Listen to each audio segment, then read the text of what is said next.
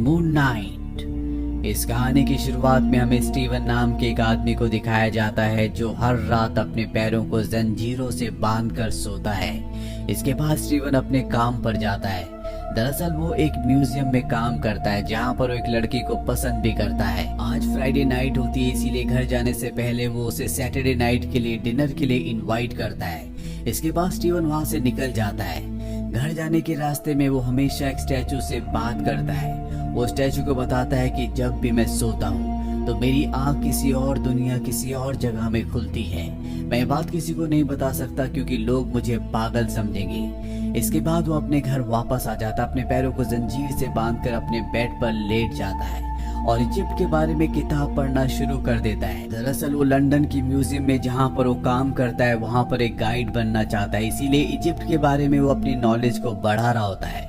किताब पढ़ते पढ़ते उसे नींद आ जाती है और अगले पल उसकी आंख खुलती है हरे भरे घास के मैदान में, और ये जगह होती है ऑस्ट्रियन एल्प्स। उसे एक आवाज भी आती है, पर जब वो चारों तरफ देखता है तो वहाँ पर कोई भी नहीं होता।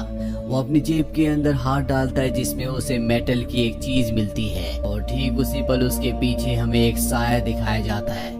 पर जब वो पीछे मुड़कर देखता है तो वहाँ पर कोई नहीं होता। वहाँ पर एक किला होता है जिसमें से लोग उसके ऊपर फायरिंग करते हैं। वो अपनी जान बचाकर शहर में आ जाता है और तभी उसके सामने एक आदमी आता है जिसका नाम आर्थर होता है। ये बुरे रिचुअल्स को परफॉर्म करता है, यानी कि बुरी शक्तियों को अपनी तरफ अट्रैक्ट करता है। इसके अंदर काफी सारी पावर्स भी होती है, और जब ये स्टीवन को देखता है तो उसे कहता है कि तुम्हारी जेब में जो धातु की चीज है वो मुझे दे दो। हालांकि स्टीवन उसे देना नहीं चाहता, लेकिन वो इस वक्त मजबूर होता है, इसीलिए वो उस धातु की चीज को उसे देने के लिए अपना हाथ आगे बढ़ाता, और तभी उसे आवाज आती है कि ये धातु की चीज इसे मत देना। उसकी मुट्ठी अपने आप ही बंद हो जाती है और चाहकर भी उसे नहीं खोल पाता। साथ ही उसकी आंखें भी बंद होने लगती है, और जब उसकी आंखें खुलती है तो देखता है कि आर्थर के कई सारे लोग मारे गए। उसे नहीं पता चलता कि ये सब कैसे हुआ। इसके बाद वो आवाज उसे कहती है कि तुम्हें यहाँ से भागना होगा। स्टीवन एक गाड़ी लेकर यहाँ से भाग जाता है। हालांकि आर्थर के लोग उसका पीछा करने की भी कोशिश करते हैं, लेकिन वो सब के सब अपने आप ही मारे जाते हैं। और इसके बाद स्टीवन की आंख खुल जाती है। उसे आज उस लड़की के साथ डिनर पर जाना था जिसे वो पसंद करता है, जो उसके साथ म्यूजियम में काम करती है। वो रेस्टोरेंट में जाकर उसका काफी देर तक वेट करता है, और जब वो नहीं आती तो उसे कॉल करता है और बोलता है कि मैं रेस्टोरेंट में तुम्हारा बहुत देर से वेट कर रहा हूँ, आज हमें साथ डिनर करना था। वो लड़की ये सुनकर हैरान हो जाती है और स्टीवन को बताती है कि वो आज नहीं बल्कि 2 दिन पहले का वादा था। मैं रेस्टोरेंट में आई थी, तुम्हारा वेट किया था, लेकिन तुम नहीं आए। स्टीवन यानी कि 2 दिनों से सो रहा था। स्टीवन हैरान और परेशान होता है। वो वापस अपने घर आ जाता है। उसे लगता है कि यहाँ पर कुछ न कुछ गड़बड़ है, इसीलिए वो घर की तलाशी लेना शुरू कर देता है, और उसे एक जगह एक लॉकर की की और एक मोबाइल मिलता है, जिस मोबाइल में लाइला नाम की लड़की की बहुत सारी मिस्ड कॉल होती है। और तभी लाइला का कॉल आता है। वो स्टीवन को मार्क कहकर पुकारती है। स्टीवन कहता है कि मेरा नाम मार्क नहीं बल्कि स्टीवन है। वो लड़की फोन कट कर देती है। इसके बाद स्टीवन अपने वॉशरूम में जाता है, और जब वो मिरर में देखता है तो वहाँ पर उसका साया उससे बात कर रहा होता है। वो उसे कहता है कि तुम्हें अपनी तलाश बंद करनी होगी। स्टीवन ये देखकर सुनकर बहुत बुरी तरह से डर जाता है और घर से बाहर भागने लगता है। और यहाँ पर उसे हर तरफ वही साया दिख रहा होता है जो उसके सपनों में उसके पीछे खड़े थे। दरअसल ये इजिप्शियन गॉड है। उसे कुछ भी समझ में नहीं आता। वो किसी तरह यहाँ से निकल जाता है, और अगली सुबह जब वो म्यूजियम जाता है तो उसके पास आर्थर आता है जिसे उसने सपने में देखा था। वो आर्थर को देखकर हैरान होता है, लेकिन फिलहाल वो यहाँ से चला जाता है। और रात को जब वो अपना म्यूजियम बंद करके निकल रहा होता है तभी एक खतरनाक जानवर उसके ऊपर हमला कर देता है। स्टीवन अपनी जान बचाने के लिए भागता है। उसे आर्थर की आवाज आती है कि तुम्हारे पास जो धातु का टुकड़ा है जिसे स्कैरब कहा जाता है वो मुझे दे दो। पर स्टीवन अपनी जान बचाने के लिए वॉशरूम के अंदर अपने आप को बंद कर लेता है, और तभी मिरर में एक बार फिर से वो अपने साये को देखता है जो उससे बात करता है। और वो स्टीवन से कहता है कि तुम मुझे अपनी बॉडी दे दो, मैं तुम्हें इस खतरनाक जानवर से बचा लूंगा। वो जानवर अंदर आने की कोशिश कर रहा होता है, और अब स्टीवन के पास कोई भी रास्ता नहीं होता। वो अपने साये को कहता है कि तुम मेरी बॉडी ले सकते हो, और इसके बाद स्टीवन एक खतरनाक इंसान यानी कि एक मून नाइट में बदल जाता है। मून नाइट एक योद्धा है जो बहुत शक्तिशाली है, और वो उस जानवर को मार देता है। अब अगली सुबह जब स्टीवन उठता है तो उसे लगता है कि एक सपना था।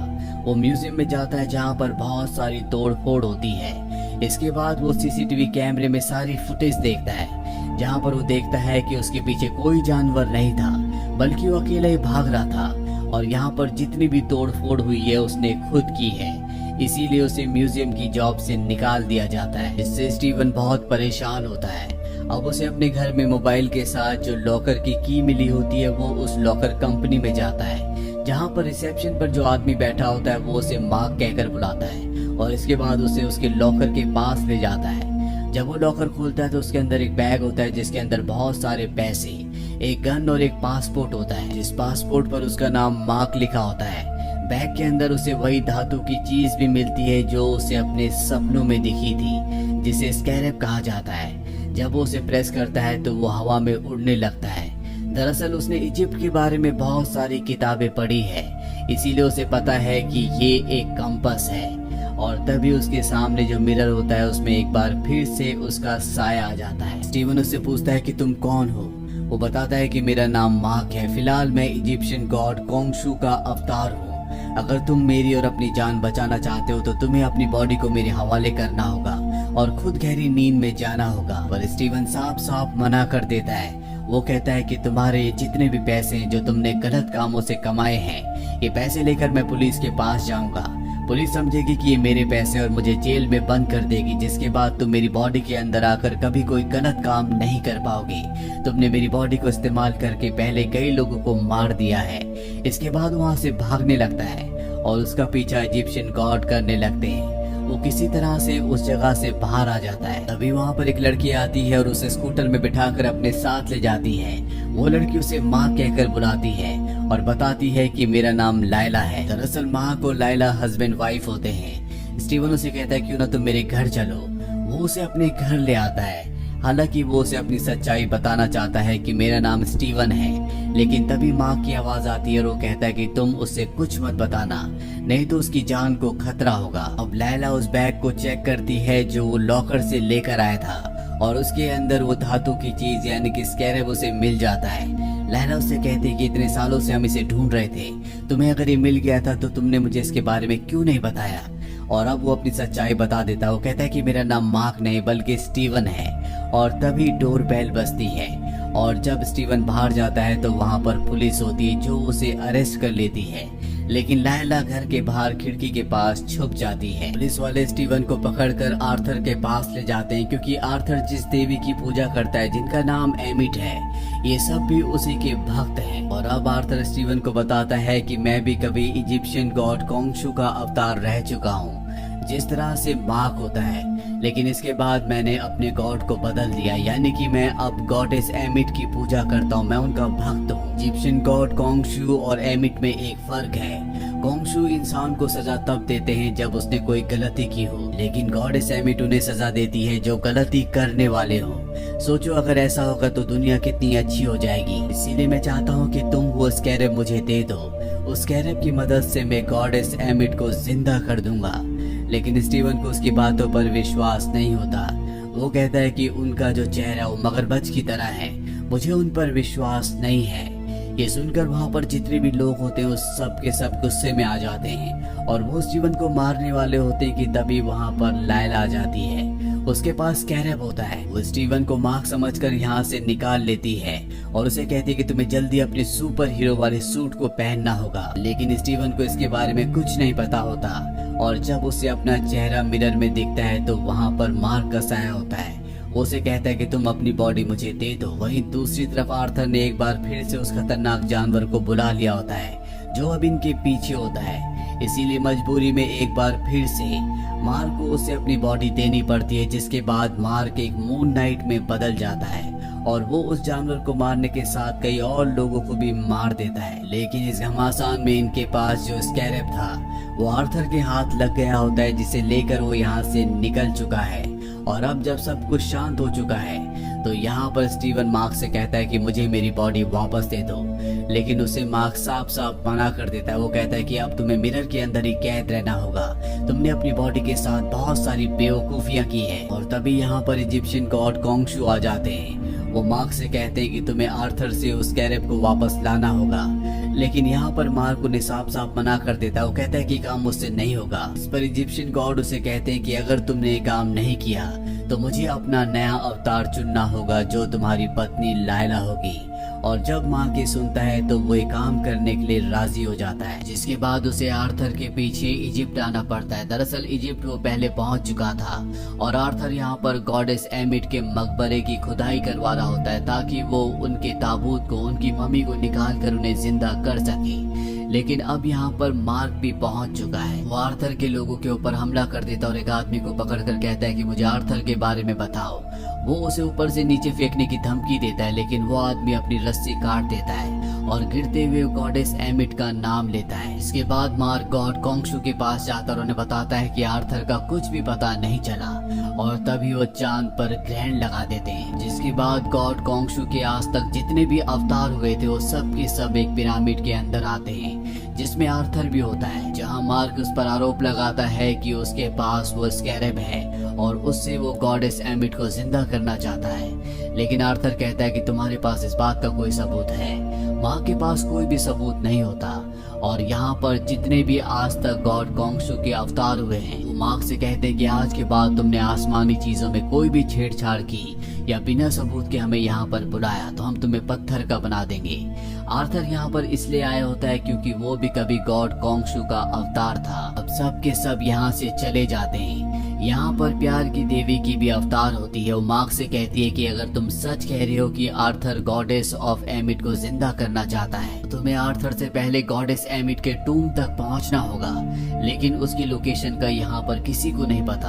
अगर तुम्हें उसकी लोकेशन का पता करना है तो तुम्हें सबसे पहले मेडजे के ताबूत तक पहुँचना होगा जो कि एक वॉरियर है। वही तुम्हें गॉडेस एमिट के टूम तक पहुँचा सकता है। और इसके बाद मार्क यहाँ से निकलकर मेडजे के ताबूत को ढूंढना शुरू कर देता है। उसकी पत्नी लायला भी यहाँ पर पहुँच गई होती है, जिसे देखकर मार्क को बिल्कुल अच्छा नहीं लगता। वो कहता है कि तुम यहाँ से चली जाओ। दरअसल वो अपनी पत्नी की जान को खतरे में नहीं डालना चाहता, पर लायला उससे कहती है कि जिस ताबूत को तुम ढूंढ रहे हो मुझे पता है कि वो कहाँ पर है। और अब मार्क उसकी बात मान जाता है। लायला उसे अपने एक दोस्त के पास ले जाती है जो पुरानी चीजों को इकट्ठा करता था और इसी के पास वो ताबूत भी होता है। और मार्क के सामने जब वो ताबूत आता है तो वो देखता है कि उसमें कुछ लिखा हुआ है, लेकिन ये लिखावट इतनी अच्छी और सुलझी हुई नहीं होती कि वो उसे समझ पाए। आइनों की दुनिया में स्टीवन कैद है। उसने इजिप्ट के बारे में कई किताबें पढ़ी है। मार्क कहता है क्या तुम हमें बता सकते हो कि ये क्या है? पर इससे पहले कि स्टीवन उसे कुछ बताता, यहाँ पर आर्थर आ जाता है जो इस ताबूत को नष्ट कर देता है। और ठीक इसी पल मार्क एक बार फिर से अवतार में यानी कोंगशू के अवतार में बदल जाता है। यहाँ पर वो आर्थर के सभी लोगों को मार देता है और इसके बाद यहाँ पर जो ताबूत के टुकड़े होते हैं उन्हें लेकर अपनी जगह पर आ जाता है, जहाँ पर वो उन सब को जोड़ते हैं। जिसके बाद उस टुकड़े पर तारों की बहुत सारी इमेजेस बन जाती है और तारों की जानकारी सिर्फ और सिर्फ स्टीवन को है। इसीलिए मार्क को स्टीवन को शीशे की दुनिया से असली दुनिया में लाना पड़ता है और खुद वो शीशे की दुनिया में चला जाता है। अब इनके सामने जो स्टार्स होते हैं ये मैप आज से 2000 साल पहले बना था और तब आकाश की तारों की स्थिति कुछ और थी। यहाँ पे गॉड कोंगशू आते हैं और वो कहते हैं कि इसमें मैं तुम्हारी मदद करूंगा, लेकिन यहाँ पर जो दूसरे देवताओं के अवतार हैं इसके बाद वो मुझे पत्थर का बना देंगे। जिसके बाद मार्क को मेरी मदद करनी होगी। और अब वो पूरे आकाश की स्थिति को बदल देते हैं, आज से 2000 साल पहले ले जाते हैं, जिस वजह से दूसरे गॉड्स के जो अवतार होते हैं वो उन्हें पत्थर का बना देते हैं क्योंकि उन्होंने एक बार फिर से आसमान से छेड़खानी की है। और अब लायला और स्टीवन 2000 साल पहले पहुंच चुके हैं जहां पर तारों की स्थिति पूरी तरह से अलग होती है और इन तारों को देखकर इन्हें पता चल जाता है कि एमिट का टूम यानी कि मकबरा कहां पर है। ये अपने वक्त में वापस आने के बाद उस टूम की तरफ निकल पड़ते हैं और जब स्टीवन शीशे में देखता है तो मार्क उसे बार बार कह रहा होता है कि मुझे अपनी बॉडी दे दो, लेकिन स्टीवन साफ साफ मना कर देता है। और इसके बाद स्टीवन और मार्क की वाइफ लायला दोनों के दोनों उस जगह पहुंच जाते हैं जहां पर टूम है, लेकिन आर्थर पहले यहां पर अपने लोगों के साथ पहुंचकर खुदाई कर चुका होता है। वो भी किसी कीमत पर गॉडेस एमिट के ताबूत तक पहुंचना चाहता है। अभी दोनों के दोनों अंदर जाते हैं जहां पर भूल भुलैया होती है, लेकिन स्टीवन ने इजिप्ट के बारे में बहुत सारी किताबें पढ़ी है, इसीलिए उसे रास्ता मिल जाता है। पर तभी लायला के ऊपर एक बहुत ही खतरनाक क्रिएचर हमला कर देता है। लायला अपनी जान बचाने के लिए उससे भागती है और जब इन दोनों के बीच में मुठभेड़ हो रही होती है तो लायला उस क्रिएचर को ऊपर से नीचे गिरा देती है। आर्थर भी लायला को देख लेता है और उसे बताता है कि शायद तुम्हें नहीं पता, लेकिन तुम्हारे पिता को और किसी ने नहीं बल्कि तुम्हारे पति मार्क ने मारा था। ये सुनकर वो शॉक्ड हो जाती है। इसके बाद वो स्टीवन तक पहुंच जाती है। दोनों के दोनों उस ताबूत तक पहुंच जाते हैं जिसकी तलाश में ये दोनों यहाँ तक आए हैं। और ये ताबूत होता है सिकंदर का, यानी कि अलेक्जेंडर का, क्योंकि अलेक्जेंडर एमिट का आखिरी अवतार था। उसके अवतार के बाद उसने पूरी दुनिया में तबाही मचाई, लेकिन आगे चलकर उसे एहसास हो गया था कि गॉडेस एमिट का इंसाफ करने का जो तरीका है वो गलत है। इसीलिए उसने गॉडेस एमिट का साथ छोड़ दिया और दूसरे देवताओं के साथ मिलकर उसने गॉडेस एमिट को पत्थर का बना दिया। और जब वो इस ताबूत को खोलते हैं तो वहाँ पर उन्हें गॉडेस एमिट की पत्थर की वो मूर्ति मिल जाती है जो आर्थर को चाहिए। आर्थर भी अपने लोगों के साथ यहाँ पर पहुँच जाता है। वो स्टीवन से कहता है कि मुझे मूर्ति दे दो, लेकिन स्टीवन साफ साफ मना कर देता है। इसीलिए वो स्टीवन को गोली मार देता है जिससे उसकी मृत्यु हो जाती है। लायला यहाँ पर छुप जाती है, जिसके बाद वो आर्थर और उसके लोगों का पीछा करती है। सबके सब एक पिरामिड के अंदर जाते हैं जहाँ पर देवताओं का कमरा होता है और उसी कमरे के अंदर एक गॉडेस एमिट को जिंदा कर सकते हैं। दूसरी तरफ हमें स्टीवन और मार्क को दिखाया जाता है जो दोनों के दोनों मर चुके हैं, क्योंकि इन दोनों के पास एक ही शरीर था और वो स्टीवन का था। और ये एक दूसरी दुनिया में पहुंच जाते हैं जहां पर इन्हें एहसास होता है कि ये एक मेंटल हॉस्पिटल में है, लेकिन ये इनके दिमाग की कल्पना होती है, जबकि असल में ये मारे जा चुके हैं। और तभी इनके सामने एक गॉडेस आती है जो आत्माओं को इस दुनिया से हेवन तक ले जाती है। लेकिन सबसे पहले वो इंसान के दिल को तराजू में तोलकर उनका टेस्ट लेती है। अगर तराजू स्थिर हो जाए तो उन्हें हेवन ले जाया जाता है, और अगर तराजू स्थिर ना हो तो उन्हें हेवन और अर्थ के बीच में जो दुनिया है वहीं पर छोड़ दिया जाता है। लेकिन यहाँ पर ये दोनों की दोनों गॉडेस से कहते हैं कि हमें वापस जाना होगा, आपको हमें जिंदा करना होगा ताकि हम आर्थर को रोक सकें। गॉडेस कहती है कि ठीक है, मैं तुम्हें दोबारा जिंदा कर दूंगी, लेकिन तुम्हारा टेस्ट लेना बहुत जरूरी है। जिसके बाद इन दोनों के दिल को निकाल कर तराजू के ऊपर रखा जाता है, लेकिन तराजू स्थिर नहीं होता। इसका कारण ये होता है कि इन दोनों ने एक दूसरे को एक्सेप्ट नहीं किया होता। गॉडेस कहती है कि तुम दोनों को अपने अपने राज एक दूसरे को बताने होंगे, एक दूसरे को एक्सेप्ट करना होगा, तभी शायद तुम्हारा तराजू स्थिर हो जाए और तुम वापस से जिंदा होकर अपना काम पूरा कर सको। लेकिन इन्हें ये काम जल्द से जल्द करना होगा, क्योंकि जिस नाव में बैठे होते हैं अगर इस स्वर्ग तक पहुंच गई तो इन्हें देर हो जाएगी। और अब ये दोनों के दोनों अपने राज, अपनी गलतियां एक दूसरे को बताना शुरू कर देते हैं। पर अब इनकी नाव बहुत आगे पहुंच जाती है, इसीलिए यहाँ पर जो बुरी ताकतें होती है इनके ऊपर हमला कर देती है। ये दोनों मिलकर उनसे फाइट करते हैं, लेकिन इसी फाइट के दौरान स्टीवन नाव से नीचे गिर जाता है, जिसके बाद वो पत्थर का बन जाता है। साथ ही मार्क को दिखाया जाता है जिसने सफर पूरा कर लिया, वो स्वर्ग तक यानी कि हेवन तक पहुंच चुका है। लेकिन उसे लग रहा होता है कि वो स्टीवन के बिना अधूरा है, इसीलिए वो हेवन से निकलकर एक बार फिर से स्टीवन के पास पहुंच जाता है जहां पर वो पत्थर का बना हुआ होता है। वो उसका हाथ पकड़कर खुद भी पत्थर का बन जाता है और इस बात से गॉडेस उनसे खुश हो जाती है और इन दोनों को एक बार फिर से जिंदा कर देती है। दरअसल मार्क गॉड कोंगशू का अवतार नहीं बन सकता क्योंकि वो पत्थर के बन चुके हैं, इसीलिए उसके अंदर कोई भी शक्ति नहीं होती। वहीं हमें आर्थर को दिखाया जाता है जो देवताओं के कमरे में पहुंच जाता है। वहां पहुंचकर वो देवताओं के जितने भी अवतार होते हैं उन सबको मार देता है। साथ ही गॉडेस एमिट की मूर्ति को तोड़कर उन्हें आजाद कर देता है। जिसके बाद गॉडेस एमिट जो कि बहुत ही शक्तिशाली है वो आर्थर को अपना नया अवतार बना लेती है।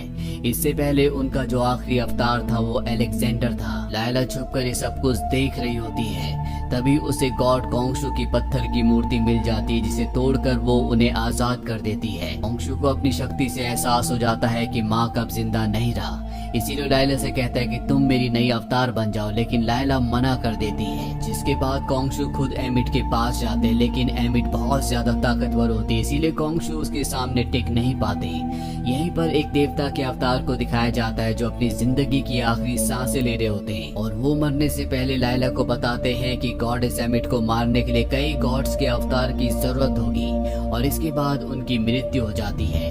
लायला को एहसास होता है कि अब उसे भी अवतार बनना होगा, इसीलिए वो उस गॉडेस का अवतार बनती है जो इस दुनिया से दूसरी दुनिया यानी कि हेवन तक लोगों की आत्मा को ले जाती है। और अवतार बनने के बाद उसके अंदर बहुत शक्तियां आ जाती है। वहीं स्टीवन और मार्क दोबारा जिंदा हो जाते हैं। कोंगशू को ये बात पता चल जाती है और कोंगशू उन्हें अपनी शक्तियां दोबारा से दे देते हैं, यानी कि वो एक बार फिर से मून नाइट योद्धा बन चुका है, जबकि दूसरे के पास वो सुपर हीरो सूट होता है जिससे इन दोनों की शक्तियां बढ़ जाती है।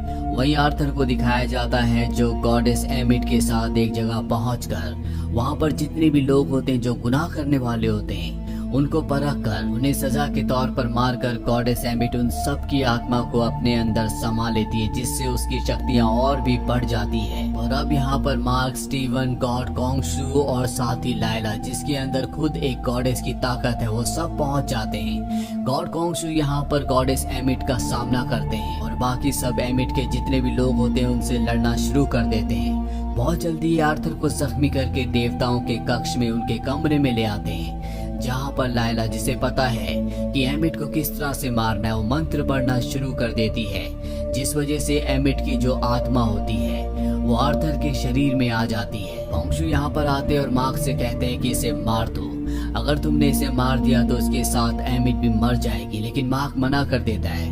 वो कहते हैं कि हमारी आत्मा इतनी बुरी नहीं है कि हम किसी की जान लें, हमने आपका काम पूरा कर दिया है, अब आप हमें अवतार की जिंदगी से आजाद कर दें।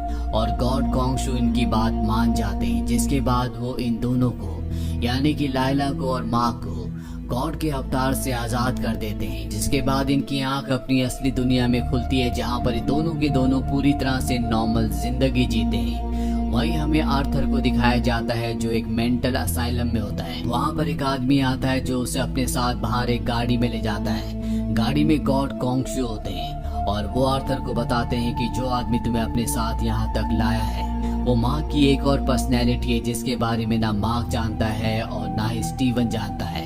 ये बहुत खतरनाक है। हालांकि ये कई बार उनकी मदद कर चुका है लेकिन वो दोनों इसके बारे में कुछ नहीं जानते। इसका नाम है जेक, जिसका मतलब ये है कि जेक कोंगशू का नया अवतार है, जिस तरह से पहले मार्क था। और इसके बाद गॉड कोंगशू के कहने पर जेक आर्थर को मार देता है, जिसके साथ गॉडेस एमिट की भी मौत हो जाती है। और इसी के साथ ये कहानी यहीं पर खत्म हो जाती है। उम्मीद करते हैं कि ये कहानी आपको पसंद आई होगी।